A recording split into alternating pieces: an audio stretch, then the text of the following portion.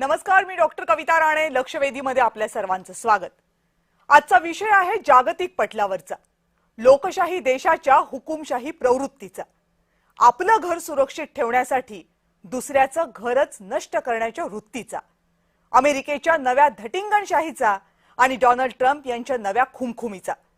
या विषयाबद्दल सविस्तर बोलूच, पण हा विषय समजून घेताना काही दिवसांपूर्वी वाचलेल्या या ओळी मला आठवल्यात. वह कहते हैं ये बर्फ भी हमारी, ये जमीन भी हमारी. वह कहते हैं ये बर्फ भी हमारी, ये जमीन भी हमारी, मगर तारीख पूछेगी ये जीत किसकी निशानी थी. समंदर हंसता है उनकी दूरबीन निगाहों पे, जो सरहदें मिटाकर भी खुद अमन की बानी थी. नक्शों पर हुकूमत आसान होती है शायद, नक्शों पर हुकूमत आसान होती है शायद, मगर हवा के रुख पर किसकी हुक्मरानी थी. हर फतह के पीछे एक कहानी छुपी रहती है, हर फतह के पीछे एक कहानी छुपी रहती है, कभी तेल की, कभी ताकत की, कभी पुरानी थी.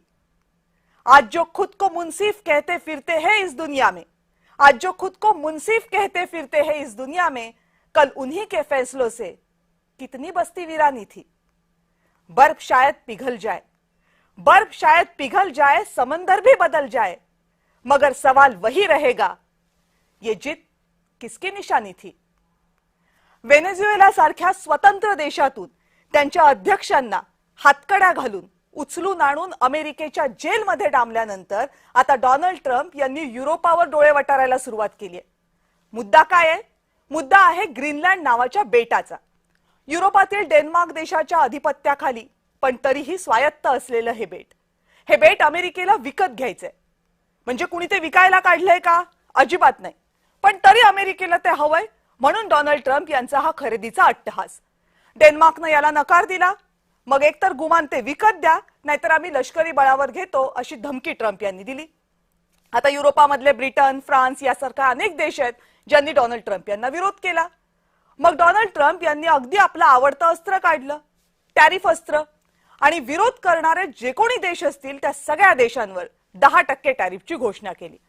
आता इस्रायल पॅलेस्टाईन संघर्ष, रशिया युक्रेन युद्ध, इराण सारख्या देशातले अंतर्गत संघर्ष, या सगळ्यामध्ये जग होरपळते आणि त्या जगाला आता आणखी नवे वाद नको आहेत. पण याचा अर्थ असा नाहीये की शांतीसाठी जगानं दादागिरी सहन करावी. कारण तसं झालं तर मग तारीख पूछेगी ये जीत किसकी निशानी थी.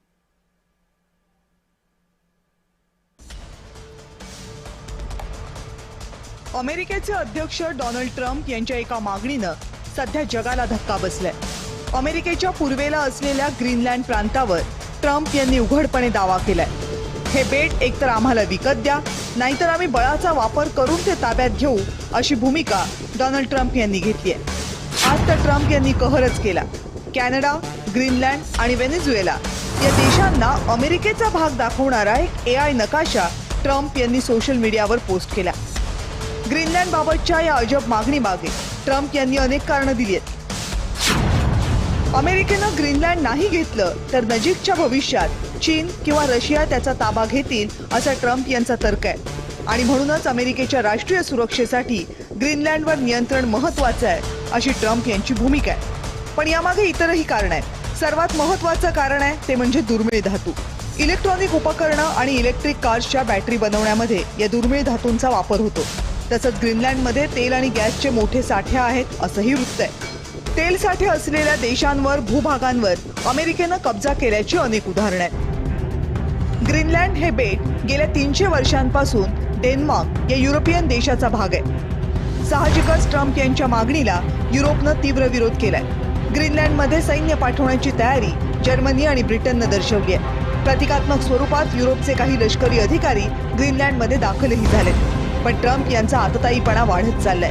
विरोध करणाऱ्या सर्व 8 देशांवर ट्रम्प यांनी 10% टॅरिफ लावलं.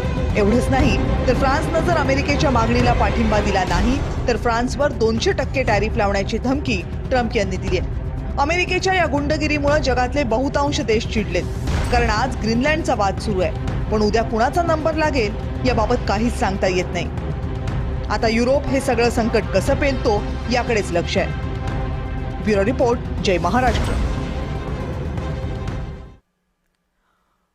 आणि याच आंतरराष्ट्रीय विषयावर बोलण्यासाठी आपल्या सोबत आहेत आंतरराष्ट्रीय विषयाचे अभ्यासक विजय खैरे सर. विजय सर नमस्कार. नमस्ते. आंतरराष्ट्रीय विषयाचे अभ्यासकर शैलेंद्र देवळाणकर सुद्धा आपल्या सोबत आहेत. शैलेंद्र सर नमस्कार. पुन्हा एकदा स्वागत आहे चर्चेमध्ये आपलं. नमस्कार. आणि निवृत्त लष्करी अधिकारी सतीश ढगे सर सुद्धा आपल्या सोबत आहेत. सतीश सर, खूप दिवसांनी तुम्ही चर्चेमध्ये सहभागी होत आहे, स्वागत आहे. धन्यवाद. बरं, आज सतीश सर सुरुवात तुमच्यापासून करते. म्हणजे अगदी सर्वसामान्य प्रेक्षकांना सहजपणे समजेल अशा भाषेमध्ये आम्हाला सांगा की काय आहे हे ग्रीनलँड, जे सहज विकत घ्यावं असं अमेरिकेला वाटते.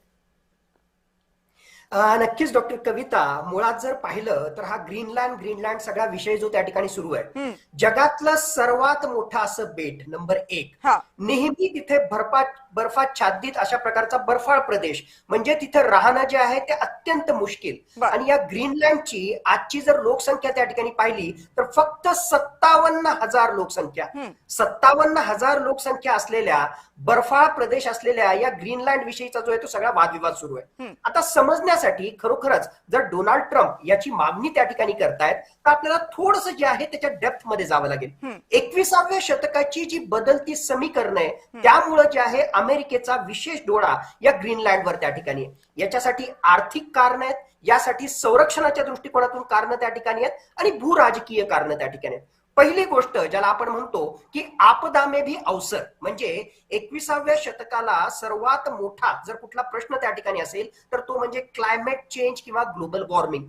क्लायमेट चेंज ग्लोबल वॉर्मिंगमुळे या ग्रीनलँडमध्ये म्हणजेच या आर्क्टिक रिजन मध्ये जे बर्फाच्छादित प्रदेश आहेत ते हिमनग आता वितळायला लागलेले आहेत. म्हणजे एक काळ फक्त बर्फाच्छादित असणारा हा प्रदेश आता एक प्रकारे बर्फ वितळल्यामुळे त्या ठिकाणी जे आहेत एक प्रकारचे सी लेन्स आपण ज्याला म्हणू, म्हणजे समुद्री मार्ग हे तयार होत आहेत. आणि नेमकं या ग्रीनलँडचं जे भौगोलिक स्थान आहे ते बरोबर अमेरिका आणि रशिया या दोन महत्वाच्या पॉवरच्या बरोबर मध्यभागी आहे. मग हे महत्वाचं स्थान त्या ठिकाणी असल्यामुळे रशियाला त्याचबरोबर अमेरिकेला शॉर्ट रूटच्या माध्यमातून या सी लेनवर जे आहे वर्चस्व प्रस्थापित करण्याचा त्यांचा प्लॅन त्या ठिकाणी आहे. एक गोष्ट. दुसरी महत्वाची गोष्ट, 21व्या शतकाची युद्ध जी आहेत ती बदलतायत. आता हायपरसोनिक मिसाईल आहेत, स्पेस वॉरफेअर त्या ठिकाणी असणार आहे. म्हणजे इंटरकॉन्टिनेंटल बॅलिस्टिक मिसाईल जर रशियानं अमेरिकेविरुद्ध त्या ठिकाणी जर झाडलं तर लवकरात लवकर ती माहिती मिळावी म्हणून जगामध्ये सर्वात उंचीवर असणाऱ्या या ग्रीनलँडच्या एक प्रकारे आयलँडचा अत्यंत महत्वाचा फायदा त्या ठिकाणी होणार आहे. म्हणून अत्याधुनिक अशा प्रकारचे रेडार त्या ठिकाणी जर लावून ठेवले तर अमेरिकेला तो ऍडव्हान्टेज मिळू शकतो. स्पेस वॉरफेअरच्या सर्व्हिलन्ससाठी फायद्याचं होऊ शकतं. म्हणून सुद्धा जो आहे ग्रीनलँडवर अमेरिकेचा त्या ठिकाणी डोर आहे. म्हणजे बदलती युद्धनीती, दुसरी गोष्ट क्लायमेट चेंज, आणि तिसरी सर्वात महत्वाची गोष्ट 21व्या शतकामध्ये सगळ्यात महत्वाची जर कुठली गोष्ट असेल अर्थव्यवस्थेच्या दृष्टिकोनातून त्याचबरोबर टेक्नॉलॉजीच्या दृष्टिकोनातून ते म्हणजे रेअर अर्थ मिनरल्स. या रेअर अर्थ मिनरल्सचा अत्यंत मोठ्या प्रमाणामध्ये इथे साठा आहे, तो अनटॅप्ड आहे. म्हणून अमेरिकेचा त्या ठिकाणी डोळा आहे. म्हणून ही तीन बदलती जर समीकरणं किंवा तीन बदलत्या गोष्टी 21व्या शतकातल्या लक्षात आपण त्या ठिकाणी घेतल्या तर या ग्रीनलँडचं भूराजकीय महत्व आणि भौगोलिक स्थान त्या ठिकाणी लक्षात घेता आणि आर्थिक महत्व लक्षात घेता डोनाल्ड ट्रम्प जे आहे ग्रीनलँड विषयी अशा प्रकारे दबाव तंत्राचा वापर करतायत, दादागिरी त्या ठिकाणी करतायत. ठीक आहे. म्हणजे अनेक मुद्दे आहेत जे इथे महत्वाचे आहेत. फक्त प्रेक्षकांना आपण छोटं सांग, कारण तुम्ही जेव्हा रेअर अर्थ मिनरल म्हणता त्यावेळेस अनेकांना वाटू शकतं की अरे हे तर एक बेट आहे, पण हे लक्षात घ्या की हे बेट प्रचंड मोठं आहे आणि अमेरिकेच्या एक चतुर्थांश जवळपास होईल इतका मोठा या बेटाचा आकार आहे. जगभरातलं सगळ्यात मोठं बेट असं ग्रीनलँड मानलं जातं. स्वायत्त आहे हे बेट, कारण ते जरी डेन्मार्कच्या अधिपत्याखाली असलं तरी त्यांच्या सगळ्या व्यवस्था या स्वतंत्र आहेत. त्यामुळे जसा एखादा स्वतंत्र देश असावा तसं हे ग्रीनलँड आहे आणि म्हणून हा मुद्दा आंतरराष्ट्रीय पातळीवर आता सरांनी सांगितलं, सतीश सरांनी, त्या वेगवेगळ्या कारणांसाठी इतका महत्वाचा ठरलाय. शैलेंद्र सर, मला थोड्या वेळासाठी तुमची विंडो दिसत नव्हती त्यामुळे मला वाटलं तुम्ही डिस्कनेक्ट झालात. शैलेंद्र सर, आता प्रश्न असा आहे की आता या वर्तमानामध्ये येऊयात. म्हणजे खरं तर ग्रीनलँड विकत घेण्याचे किंवा ग्रीनलँडवर ताबा मिळवण्याचे प्रयत्न अमेरिकेचे या अगोदर झाले नाहीत का? तर ते या अगोदर सुद्धा झाले होते. रादर दुसऱ्या महायुद्धानंतर ते जास्त प्रबळ व्हायला जागा सुद्धा होती, कारण अमेरिकेला तिथे जायला जागा मिळाली होती डेन्मार्कला वाचवण्यासाठी. असं असताना आता या क्षणी जेव्हा अमेरिका म्हणते की ग्रीनलँड आम्हाला हवंय, विकत द्या नाहीतर लष्करी कारवाई करू, हे एवढी कळोया मरोची आणि अख्ख्या युरोप बद्दल शत्रुत्व पत्करण्याची आता काय घाई आहे?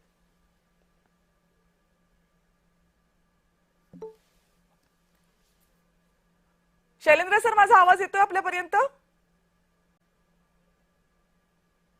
बरं, शैलेंद्र सरांकडे परत जाऊयात, पण तो अगोदर हाच प्रश्न घेऊन विजय सर मी तुमच्याकडे येते. तुम्ही देऊ इच्छिता याचं उत्तर? निश्चितच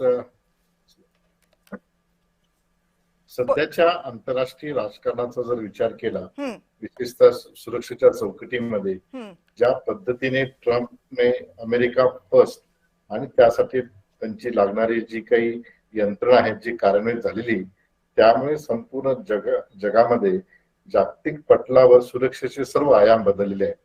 म्हणजे व्हेनेझुएला सारख्या देशांना अंकित करून आणि नुकतंच अमेरिकेच्या राष्ट्राध्यक्षांना पुन्हा इराणला धमकी देऊन त्या ठिकाणी वेस्ट एशिया पासून तर युरोप पासून तर सुरुवातीला कॅनडा पासून सुरुवात केल्यानंतर संपूर्ण जगामध्ये आपण आपलं वर्चस्व प्रस्थापित करण्यासाठी अमेरिकेच्या राष्ट्राध्यक्षांनी त्या ठिकाणी आपली भूमिका ठेवलेली आहे. ते त्यांनी म्हणजे पहिल्या टर्म मध्येच सांगितलं होतं की अमेरिका फर्स्ट, आणि ती सातत्याने ती कंटिन्यू केलेली.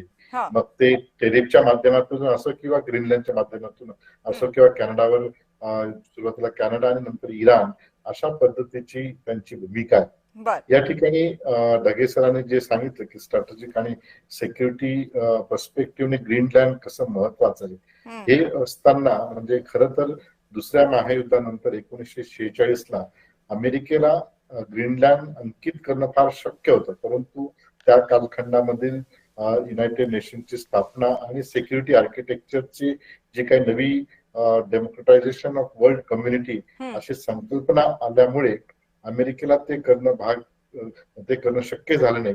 परंतु 2019 मध्ये मात्र ट्रम्प प्रशासनाने स्वतः यांनी ग्रीनलँड अंकित कसं करता येईल यासाठी त्यांनी स्ट्रॅटेजी आखली आणि त्यांनी आता नव्या पद्धतीने ते आपल्या समोर ते मांडतायत. या ठिकाणी ग्रीनलँडचं जसं स्ट्रॅटेजिकली इम्पॉर्टन्स आहे, म्हणजे त्याच्यामध्ये साधारणतः $4.3 ट्रिलियन अमेरिकन डॉलर एवढे त्या ठिकाणी नैसर्गिक साधन सामुग्री, त्याच्यामध्ये जवळपास 1 ट्रिलियन प्रोटोसाइट क्रेटर इथे 11 कोटी एवढा तो साठा आहे आणि जवळपास ते नैसर्गिक साधन आणि तेल म्हणजे रेअर अर्थ मिनरल जे आहेत ते आता अमेरिकेसाठी आणि आता जग ज्या टेक्नॉलॉजीवर शिफ्ट होतंय त्या टेक्नॉलॉजीचा विचार करताय. रेअर अर्थ मिनरल्स खूप महत्वाचे आहेत आणि त्यासाठी अमेरिकेचा तिकडे डोळा असण्याचं एक महत्वाचं कारण आहे अनेक इतर कारणांसोबत. शैलेंद्र सर, थोड्या वेळासाठी तुमचं कनेक्शन नव्हतं.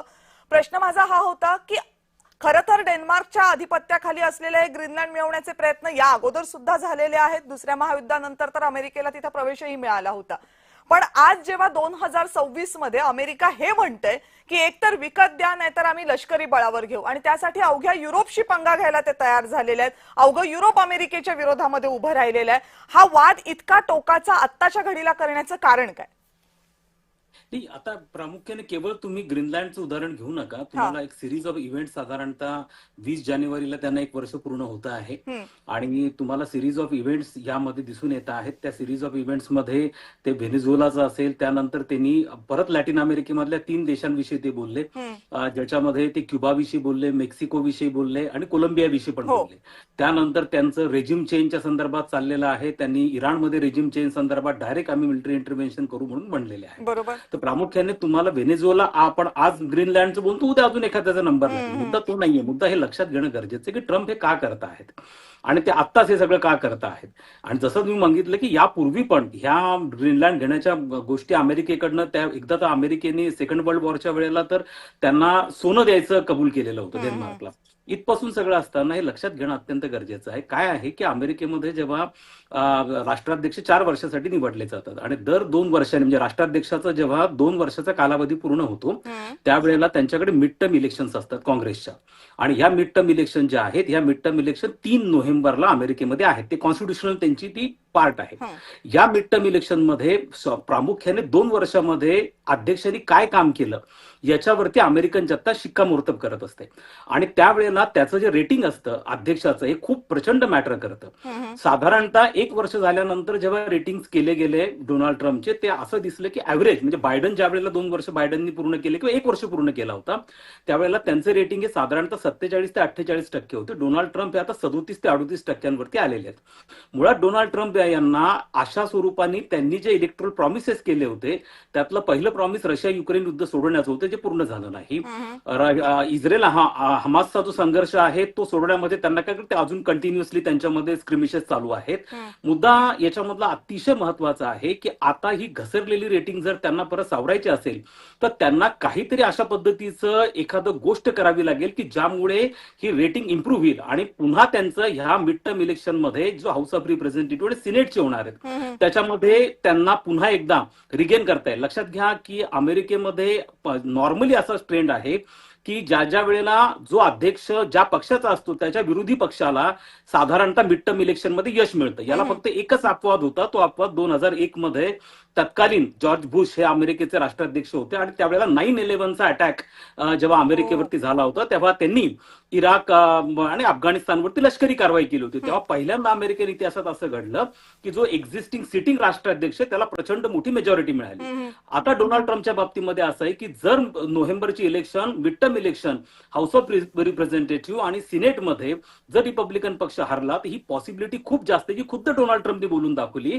की त्यांच्या इम्पिचमेंटचा ठराव हा त्यांच्या काँग्रेसमध्ये आणला जाईल आणि त्यांच्या कोणत्याही गोष्टीला पाठिंबा मिळणार नाही. तर त्यामुळे त्यांच्या कोणत्या इनिशिएटिव्हला पाठिंबा मिळणार नाही. त्यामुळे त्यांना एक कोणतं तरी असं धाडसी कृत्य करायचं आहे जे त्यांना मिळत नाहीये संधी आणि त्यामुळे ते व्हेनेझुएलामध्ये सांगतात ही अमेरिकेची ओल्ड पॉलिसी, रेजिम चेंज करणं असेल, मिलिटरी इंटरव्हेन्शन करणं असेल, त्या नवीन थोडी आहे अमेरिकेसाठी. अमेरिका हेच करत आलाय.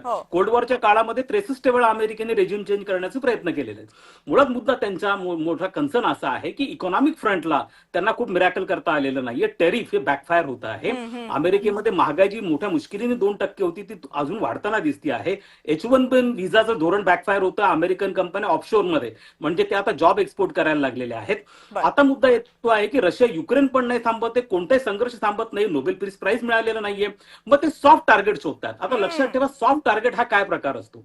सॉफ्ट टार्गेट म्हणजे ज्यांच्याकडे मिलिटरी पॉवर नाहीये फारशी अशांना टार्गेट केलं जातं. मग त्याच्यामध्ये व्हेनेझुएला असेल, कोलंबिया असेल, मेक्सिको असेल, त्याच्यामध्ये इराणचा असेल. तर यामध्ये मुद्दामून असे पॉवर्स यासाठी शोधले जातात की ज्याच्यामध्ये तुम्ही मसल पॉवर फ्लेक्स करू शकता, काहीतरी दाखवू शकता की बघा आम्ही काहीतरी केलेलं आहे. हे मसल ते चायनाच्या विरुद्ध फ्लेक्स नाही करू शकत, पुतिनच्या विरुद्ध चालत नाहीये. आणि आता युरोपच्या बाबतीमध्ये त्यांना असं माहिती आहे की लक्षात घ्या युरोपची फार मोठी चूक झाली सेकंड वर्ल्ड वॉर नंतर. युरोप हा पूर्णपणे आपल्या वेस्टर्न युरोप आपल्या सिक्युरिटीसाठी अमेरिकेवरती ओव्हर डिपेंडंट राहिला आणि युरोपने आपला सगळा पैसा लक्झरी आयटम ऐशो आरामामध्ये घालवलं. वेस्टर्न युरोप हा अतिशय ऐशो आरामामध्ये जगणारा जगातला प्रांत आहे. लक्झरी आयटम्स इम्पोर्ट करणं त्यांनी अगदी रशियाकडनं सुद्धा सँक्शन लागल्यानंतर पण $67 बिलियन लक्झरी आयटम्स इम्पोर्ट केले होते. त्यामुळे त्यांनी सुरक्षेकडे दुर्लक्ष केलं आणि ते ओव्हर डिपेंडंट झाले. त्यामुळे डोनाल्ड ट्रम्प त्यांना एक्सप्लॉइट करतो कारण त्यांना कल्पना आहे की डेन्मार्क हा नॅटोचा मेंबर आहे. नॅटोचा आर्टिकल 2 जो आहे त्यांचा जो नॅटोचा मॅनिफेस्टो आहे त्याच्यामधला तो कलेक्टिव्ह सिक्युरिटीचा आहे. म्हणजे नॅटोच्या एखाद्या मेंबरवरचा अटॅक हा सगळ्यांवरचा अटॅक धरला जाईल. हे सगळं असूनही ते एक्सप्लॉइट करतायत कारण त्यांना काहीतरी मिरॅक्युलस दाखवणं अत्यंत गरजेचं आहे. आणि म्हणून आज जर तुम्ही ग्रीनलँड नाही घेतलं तर उद्या आणखीन एखाद्या ठिकाणी ते करतील. मे बी ते इराणमध्ये इंटरव्हेन करतील, इराणमध्ये. बरोबर. आणि सर मला असं वाटतं की त्यांचं आज एक म्हणजे अगदी डोनाल्ड ट्रम्प यांना शोभेल असं एक ट्विट आलं होतं किंवा ट्विट नाही करत ते आता दुसऱ्या एका सोशल मीडिया ऍपवर ते त्यांचे पोस्ट टाकतात. त्याच्यामध्ये त्यांनी कॅनडाला आणि व्हेनेझुएलाला अमेरिकेचा भाग असल्याचा नकाशाच प्रस्तुत करून टाकला होता, स्वतःच करून टाकला होता. डागे सर, मग प्रश्न असा उपस्थित होतो ज्या नाटोचा उल्लेख आता सरांनी केला या आंतरराष्ट्रीय संस्था ज्या आहेत त्या मग आता कालबाह्य होतात का? कारण आपण इस्रायल पॅलेस्टाईनमध्ये बघितलं त्या फारशा काही करू शकल्या नाहीत, आपण रशिया युक्रेनमध्ये बघितलं त्या फारशा काही करू शकलेल्या नाहीयेत. मग आता अशा परिस्थितीमध्ये जेव्हा अमेरिकेसारखा देश आपल्या मसल फ्लेक्स करतोय त्यावेळेस या संस्थांकडनं आपण काही अपेक्षा धराव्यात की नाही धराव्यात की दुसऱ्या महायुद्धानंतर तयार झालेली ही सगळी व्यवस्था आता कालबाह्य झाली असं म्हणायचं? माझं तर स्पष्ट मत आहे की 21व्या शतकातले जे काही प्रश्न आहेत आणि त्यातल्या त्यात मागच्या 5 ते 10 वर्षांचा परामर्श घेतला तर माझ्या मते सगळ्यात मोठं जर कुठलं फेल्युअर असेल तर ते युनायटेड नेशन्स, त्यातल्या त्यात युनायटेड नेशन्स सिक्युरिटी काउन्सिल. दुसरी गोष्ट, नेटो विषयी आपण चर्चा करतोय. मुळातच नेटोची जी रचना होती ती दुसऱ्या महायुद्धानंतर USSR एका बाजूला आणि दुसऱ्या बाजूला युनायटेड स्टेट्स ऑफ अमेरिका, हे जे 2 ब्लॉक आहेत तर त्या 2 ब्लॉक मधला जो संघर्ष होता त्या पॉइंट ऑफ व्ह्यूने युनायटेड स्टेट्स ऑफ अमेरिकेच्या ब्लॉकनी हा नॉर्थ अटलांटिक ट्रीटी ऑर्गनायझेशनच्या अंतर्गत याची स्थापना स्थापना केली होती आणि पाहता पाहता आज घडीला त्याची 32 राष्ट्र आहेत. मग नेटो त्या ठिकाणी असताना सुद्धा एका बाजूला म्हणायचं की नेटोचं जे आहे ईस्टवर्ड एक्सपान्शन त्या ठिकाणी सुरू आहे आणि म्हणून रशिया युक्रेन युद्ध त्या ठिकाणी सुरू आहे, आणि एका बाजूला जे आहे हे सगळं असताना रशियाचे राष्ट्राध्यक्ष पुतीन यांना जे आहे या हमासची संदर्भात जो सगळा काही गाझा पीस बोर्ड आहे त्या ठिकाणी पुतीन यांना त्या ठिकाणी इन्व्हाइट करायचं, आणि अशा वेगवेगळ्या प्रकारच्या पॉलिसी आहेत ज्यामध्ये जे आहेत कुठेतरी डुप्लिकसी किंवा एक प्रकारची जी आहे अशा प्रकारचा म्हणजे बरोबर, तर तशा प्रकारचा दांभिकपणा जो आहे तो डोनाल्ड ट्रम्प यांच्या पॉलिसीज मधून आपल्याला वेळोवेळी त्या ठिकाणी दिसलेला आहे. तर तुमचा जो मूळ प्रश्न होता, माझ्या मते ते नेटो असेल, ते युनायटेड नेशन्स सिक्युरिटी काउन्सिल असेल, ते वर्ल्ड ट्रेड ऑर्गनायझेशन असेल, यू नेम एनी ऑर्गनायझेशन. आणि बाय द वे म्हणूनच की काय, हा डोनाल्ड ट्रम्प यांनी मागच्या काही वर्षांमध्येच किंवा काही काळामध्ये जे आहे मोर दॅन 56 ज्या वेगवेगळ्या प्रकारच्या इंटरनॅशनल ऑर्गनायझेशन आहेत त्यामधून जे आहे अमेरिकेला बाहेर काढलं. आज घडीला सुद्धा अमेरिका जी दादागिरी करतोय, मला वाटतं ग्रीनलँडच्या विरुद्ध जे आहे नक्कीच ते मिलिटरी कारवाई करणार नाही. हा जरी एक ऑप्शन त्या ठिकाणी असला तरी हे दबाव तंत्र आहे, आणि त्या दबाव तंत्राच्या माध्यमातून स्ट्रॅटेजिक पार्टनरशिपच्या माध्यमातून मिलिटरीली त्याचबरोबर इकॉनॉमिकली किती जास्तीत जास्त ग्रीनलँडवर जे आहे आपलं वर्चस्व प्रस्थापित करता येईल यासाठीच दबाव तंत्र त्या ठिकाणी आहे. आणि मग ह्या सगळ्या गोष्टी जर त्या ठिकाणी घडल्या आणि त्यातल्या त्यात जर काही मिलिटरी ऑप्शन त्या ठिकाणी झाला, तर माझ्या मते पहिली गोष्ट जी होईल, नेटो एक प्रकारे नॉर्थ अटलांटिक ट्रीटी ऑर्गनायझेशन 32 राष्ट्रांचं हे जे मिलिटरी अलायन्स आहे ते मिलिटरी अलायन्स तुटेल. कारण क्लॉज 5 जो आहे, आर्टिकल 5 जो आहे नेटोच्या मूळ अग्रीमेंटच्या अनुसार, तर त्याच्या अनुसार जे आहे कलेक्टिव्ह सिक्युरिटीचा तो क्लॉज आहे. म्हणजे कोणीही जर या सदस्य राष्ट्रांपैकी कोणावर हल्ला केला, ज्यामधला ग्रीनलँड हा सुद्धा एक सदस्य राष्ट्र त्या ठिकाणी आहे, तर त्यावेळेस जे आहे सगळेजण एकदाच कलेक्टिव्ह सिक्युरिटीच्या अंतर्गत तुटून पडतील. आता अमेरिकेनंच जर असा हल्ला त्या ठिकाणी केला तर ऑटोमॅटिकली जे आहे नेटोचे त्या ठिकाणी शक्ल त्या ठिकाणी उठतील. माझ्या मते त्याच्याही पलीकडे जाऊन हा फक्त मिलिटरी अलायन्सचा प्रश्न त्या ठिकाणी नाही. जर खरोखरच मिलिटरीली अशा प्रकारे युरोपियन म्हणजे या नेटोला जर तुटण्याची त्या ठिकाणी वेळ त्या ठिकाणी आली, तर माझ्या मते त्याच्या पलीकडे जाऊन आर्थिकदृष्ट्या जर आपण पाहिलं तर या युरोपियन युनियनचा साधारणतः $7 ट्रिलियन एवढा निधी म्हणा किंवा एवढा पैसा हा कुठेतरी अमेरिकेशी संबंधित व्यापार म्हणा किंवा अमेरिकेचे ट्रेजरी बॉन्ड्स म्हणा किंवा वेगवेगळ्या प्रकारच्या ज्या आहेत या कराराशी संबंधित आहे. माझ्या मते अमेरिका या $7 ट्रिलियन इन्व्हेस्टमेंट किंवा व्यापाराशी संबंधित जो आहे पंगा नक्कीच त्या ठिकाणी घेणार नाही. पण ज्या प्रकारे डोनाल्ड ट्रम्पची अग्रेसिव्ह पॉलिसी असते त्यानुसार माझ्या मते जे आहे हे सगळं दबाव तंत्राचा त्या ठिकाणी भाग आहे. मूळ तुमचा जो प्रश्न होता या सगळ्या वेगवेगळ्या प्रकारच्या इंटरनॅशनल ऑर्गनायझेशन, मला जर कोणी विचारेल तर मी स्पष्टपणे सांगेल हा फक्त ग्रीनलँड इश्यू सोडा रशिया युक्रेन असो, इस्रायल हमास असो, इस्रायल इराण असो, कुठलेही प्रश्न त्या ठिकाणी घ्या, भारत पाकिस्तान असो, या सगळ्या प्रश्नांमध्ये या आंतरराष्ट्रीय संघटनांकडून फार काही अपेक्षा होत्या, त्या सबशेल फोल ठरल्या. आणि एक फक्त शेवटचं सेंटेन्स जे कॉन्ट्रोवर्शियल असेल पण पुन्हा मी या ठिकाणी त्या ठिकाणी सांगतो, जर कोणी म्हणत असेल की this is not an era of war, पूर्णतः चुकीचं.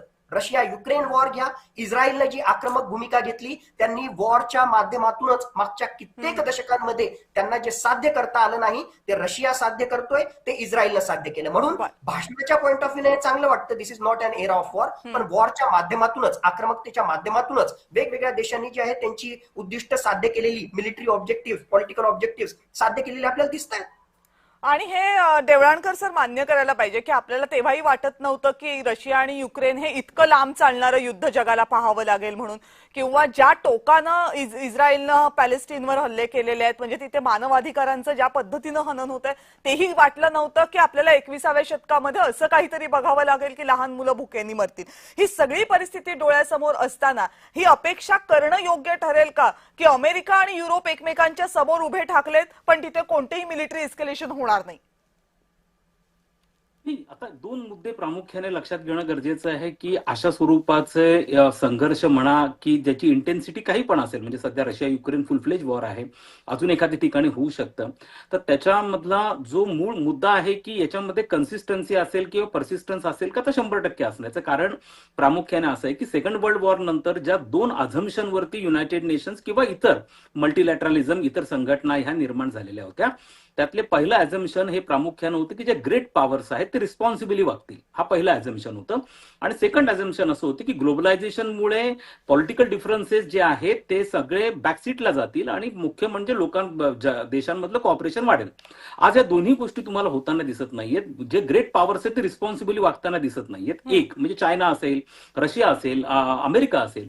दुसरा मुद्दा असा आहे की ग्लोबलायझेशनला जो रिव्हर्स ग्लोबलायझेशन आहे तो खूप स्ट्रॉंगली सुरू झालेला आहे. ग्लोबलायझेशनला प्रचंड मोठं खिंडार पडलेला आहे. आता जो तो केवळ आपल्याविषयी विचार करायला लागला आहे. प्रत्येकाने आपापलं हेमिस्फेअर ठरवून घेतलंय. अमेरिकेने वेस्टर्न हेमिस्फेअर ठरवून घेतलंय, ज्यामध्ये कॅनडा असेल, अमेरिका असेल, कॅरिबियन, सेंट्रल अमेरिका असेल, लॅटिन अमेरिका असेल, हे 32 देश म्हणजे आमचा टेरिटरी आहे. युरोप आपला वेगळा विषय विचार करतोय.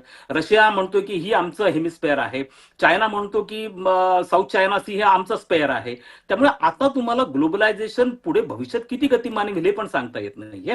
त्यामुळे तुम्हाला अशा प्रकारचे संघर्ष भविष्यात दिसणार. ही परिस्थिती तुम्हाला पहिलं महायुद्ध आणि दुसरं महायुद्ध या दोघांच्या दरम्यानची परिस्थिती आहे, ज्या वेळेला लीग ऑफ नेशन होतं पण ते अत्यंत वीक होतं. इंडिव्हिज्युअल ज्या महत्वाकांक्षा होत्या राष्ट्रांच्या त्या प्रचंड स्ट्रॉंग बनलेल्या होत्या आणि त्याच्यावर नियंत्रण ठेवणारी संघटना नसल्यामुळे हिटलर तयार झाला, मुसोलिनी तयार झाला आणि सेकंड वर्ल्ड वॉर झालं. आता सिमिलर तुम्हाला सिच्युएशन दिसते. डोनाल्ड ट्रम्पचं जे वागणं असेल किंवा Vladimir Putin for that matter असेल, शी जिनपिंग असेल, यांच्या नियंत्रण ठेवणारं कोणी नसल्यामुळे आता ह्या सगळ्या गोष्टी नंतर चालून ट्रिगर होत राहणार. याच्यातनं आपण लेसन हा फक्त एवढाच घेणं आहे की आता तुम्ही कोणावरती डिपेंडंट राहू शकत नाही. तुम्ही अमेरिकेवर डिपेंडंट राहू शकत नाही, तुम्ही रशियावर डिपेंडंट राहू शकत नाही किंवा कुणी आमच्या मदतीला असं अजिबात नाहीये. त्यामुळे आपण अशा गोष्टींसाठी मिलिटरीली प्रचंड स्ट्रॉंग बनणं, इकॉनॉमिकली स्ट्रॉंग बनणं हाच त्याच्यामधला मेसेज आहे. आणि आता डोनाल्ड ट्रम्प जरी गेला, कोणताही अमेरिकन प्रेसिडेंट येऊ, लक्षात घ्या की आता अमेरिकेमधलं जे डेट आहे, कर्ज आहे, हे $38 ट्रिलियन कर्ज आहे. आणि त्यामुळे आता याच्यामधनं ते डेस्परेटली बाहेर येण्याचा प्रयत्न करणार. त्यामुळे पुढचा प्रेसिडेंट सुद्धा याहीपेक्षा स्ट्रिंजंट ऍक्शन्स किंवा प्लॅन्स घेऊन येऊ शकतो, कारण त्यांना पर्याय नाहीये. नसता अमेरिका ज्या पोझिशनला होता त्या पोझिशनला अजिबात राहणार नाहीये. डॉलरची मक्तेदारीला काउंटर केलं जात आहे. त्यामुळे तुम्हाला प्रचंड स्ट्रॉंग मिलिटरीली बनणं, त्याशिवाय तुम्हाला पर्यायच नाहीये. खूप आव्हानात्मक असणार आहे त्या युगामध्ये, ज्या युगामध्ये इंटरडिपेंडन्सी सुद्धा खूप आहे. मग ती व्यापारी पातळीवर असेल, तंत्रज्ञानाच्या पातळीवर असेल किंवा अगदी लोक जे जरी आपण म्हणू की रिव्हर्स ग्लोबलायझेशन सुरू झालेलं आहे तरी सुद्धा लोकांच्या पातळीवर सुद्धा असेल, त्या परिस्थितीत आव्हानात्मक आहे. विजय शर्मा, वेळ संपली पण मला अगदी थोडक्यामध्ये सांगा की भारतासारख्या देशांना खरंच यामध्ये काही भूमिका आहे का या पर्टिक्युलर इश्यू मध्ये, आणि ती असेल तर काय असायला हवी भारताची भूमिका? कारण म्हणजे मागचा एक रेफरन्स पॉइंट घेऊन पुढे जातो मी. पहिल्या महायुद्धानंतर जे विक्टरी स्टेट आहेत त्यांनी लीग ऑफ नेशन इस्टॅब्लिश करून एक कॉमन सिक्युरिटी सिस्टम डेव्हलप करण्याचा प्रयत्न केला. अनफॉर्च्युनेटली सक्सेस झाले नाही. त्यानंतर दुसऱ्या महायुद्धानंतर जे विक्टरी स्टेट आहेत त्यांनी स्वतःला युनायटेड नेशनच्या नावाने एक नवी इंटरनॅशनल इन्स्टिट्यूशन डेव्हलप केली आणि त्याच्यामध्ये जे विक्टरी स्टेट त्यांनी परमनंट मेंबर सिक्युरिटी काउन्सिलमध्ये त्यांनी सदस्यत्व घेतलं. परंतु हे करत असताना गेले 75 वर्ष आपण जरी म्हटलं की युनायटेड नेशन फेल्युअर आहे, परंतु युनायटेड नेशन 75 इयर सस्टेन करण्यासाठी याच राष्ट्रांनी आर्थिक मदत त्यांच्या आर्थिक मदतीवर त्या युनायटेड नेशनचं एक स्ट्रक्चर उभं राहिलं. आणि म्हणून काळ आणि वेळेप्रमाणे अशा संस्था येतात आणि पुढे जातात. त्यामुळे आपल्याला आज असं म्हणता येणार नाही की संपूर्ण फेल्युअर आहे. हा एक भाग. दुसरा एक सर्वात महत्वाचा जो भाग आहे की या प्रश्नामागे केवळ ट्रम्पने राष्ट्रीय सुरक्षेचा प्रश्न निर्माण केलेला आहे म्हणून ते सर्व त्यांचं अपयश दाखवते किंवा इंटरनल स्टॅबिलिटी असं नसून त्या ठिकाणी आंतरराष्ट्रीय पातळीवरचे जे बदल आहेत, विशेषतः ट्रम्पच्या जे धोरण आहे त्याच्यामध्ये चीन आणि रशियाचं जे ग्रीनलँड मधलं जे इंटरव्हेन्शन आहे हे जर आपण सिक्युरिटी आर्किटेक्चरने जर बघितलं तर चीन स्वतःला नियर आर्किटेक्ट स्टेट असं स्वतःला म्हणतो आणि ग्रीनलँड मध्ये त्यांनी मोठ्या प्रकारे गुंतवणूक सुरू केलेली आहे. रशियाने आर्किटेक्ट मध्ये मोठ्या प्रमाणात लष्करीकरण केलेलं आहे आणि हे जे ग्रीनलँडचं जे स्ट्रॅटेजिक बेस आहे तो म्हणजे एक क्रिटिकल पोझिशन आहे त्याच्यामध्ये नॉर्थ अटलांटिक. बरोबर आहे. जसं आपण या चर्चेच्या सुरुवातीच्या प्रश्नामध्ये सतीश सरांनी सांगितलं त्याप्रमाणे त्याचं जिओपॉलिटिकल जे इम्पॉर्टन्स आहे तेही महत्वाचं आहे आणि तेही एक कारण आहे या सगळ्या इश्यू आता इरप्ट व्हायला किंवा हा इश्यू जो आता एस्केलेट होतोय त्याच्यासाठी. मुद्दा हा आहे की जग एका वेगळ्या पातळीवर सध्या उभं आहे. प्रत्येक देशाला स्वतःचं स्वातंत्र्य पण हवंय, स्वतःचं सुप्रीमसी सुद्धा हवी आहे आणि प्रत्येक देशाला शांतता सुद्धा हवी आहे. जर हे सगळं एकत्र साध्य करायचं म्हटलं तर ते शक्य होणार नाही, केवळ कारण जेव्हा एका देशाला असं वाटतं की आपण सुप्रीम व्हावं त्यावेळेस तो कुणावर तरी ती सुप्रीमसी गाजवत असतो आणि मग ज्याच्यावर ती सुप्रीमसी गाजवत असतो, वर्चस्व गाजवत असतं, त्या देशाला सुद्धा आपलं वर्चस्व, आपलं अस्तित्व आणि आपलं स्वातंत्र्य हवं असतं. या परिस्थितीमध्ये शांतता जगभरामध्ये राहणं हे सोपं नाहीये. ग्रीनलँडचा इश्यू हा कदाचित आत्ता युरोप आणि अमेरिकेमधला असेल, पण जसं या चर्चेमधल्या मान्यवरांनी सांगितलं, आज ग्रीनलँड आहे, उद्या कुणीही असू शकतं. जग एका वेगळ्या पातळीवर आहे आणि ती पातळी भारताला वगळून नाहीये. म्हणून जगातल्या या सगळ्या घटनांकडे जाणीवपूर्वक डोळे उघडून पाहायला हवं, यासाठी ही चर्चा. आपण सगळे मान्यवर या चर्चेमध्ये सहभागी झालात आणि अत्यंत अभ्यासपूर्ण मतं आमच्यापर्यंत पोहोचवलीत आणि हा विषय समजून घ्यायला मदत केली, त्याबद्दल आपल्या सगळ्यांचे मनापासून आभार. आणि लक्षवेधीमध्ये आता वेळ झाली इथेच थांबण्याची. पाहत रहा जय महाराष्ट्र.